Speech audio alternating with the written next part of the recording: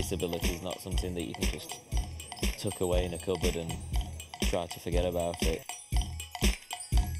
People get used to seeing you about the place, running over feet and crashing into doors, that kind of thing.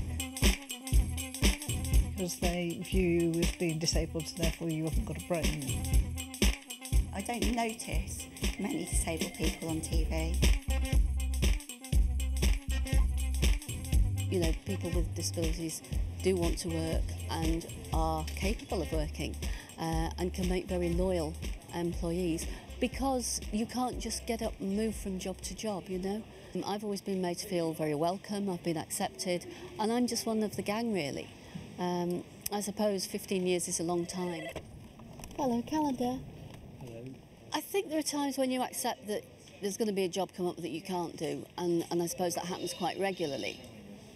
I mean, for example, I went out on a job the other week, and it was about disability, and we got to, it was a newly leased building. It was an old building that had been adapted, and there were 3 lovely steps to get into it.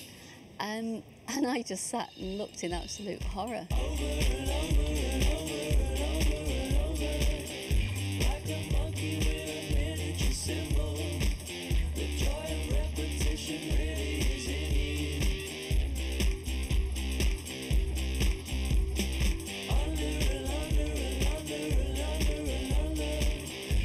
Actually, what you bring to news is your ability, you bring your commitment, and you bring your desire to do it. That's what news is all about, and that's exactly where disabled people who want to work in this industry come from.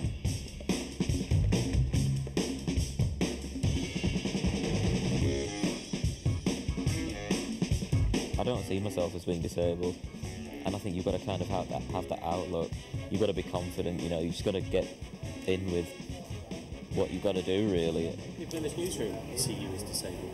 No, they've actually said that to me, that, you know, we don't see you as Asta that's disabled, we just see you as Asta, which is really nice, you know. They've actually said, you know, you've helped the office. I think the integration part of disability and normal life is absolutely non-existent. If you watch a soap, say, for instance, YTV's flagship Emmerdale, where the hell do you see a disabled person? They're supposed to be portraying real life. They're not portraying real life at all.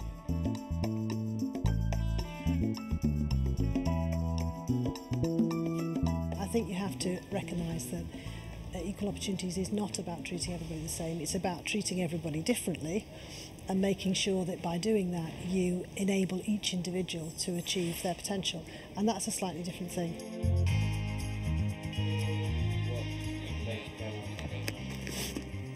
When I first started, it was very difficult and it was against all odds that I did it, but it's improved in general as the whole attitude towards disability has improved anyway. People can be very helpful, or else they're so scared they can't help you at all. They're like, oh, I'm going to do something wrong, so therefore they're so panicking. They do something wrong. Ever since I started here, and I've been here over 10 years, I've never had a great problem. Once we got past the initial thing and people realised I knew what I was talking about, what I was doing, then now they just treat me as me. I'm so, they don't even notice. In fact, if you spoke to most people, they wouldn't even realise I got a disability anymore.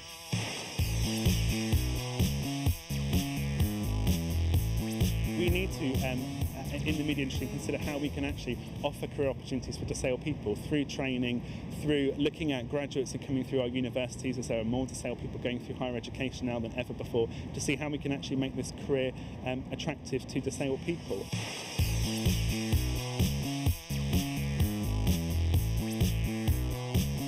I was born with my disability, and it's something I've kind of just got on with all my life. It was never a problem really at school, and I don't know, maybe it's made me determined to succeed. When I was about 7, I was in the paper because I used to go horse riding, and the headline was "Brave Little Leah." And that's really stuck with me because it offended me a lot. I found it even then very patronising.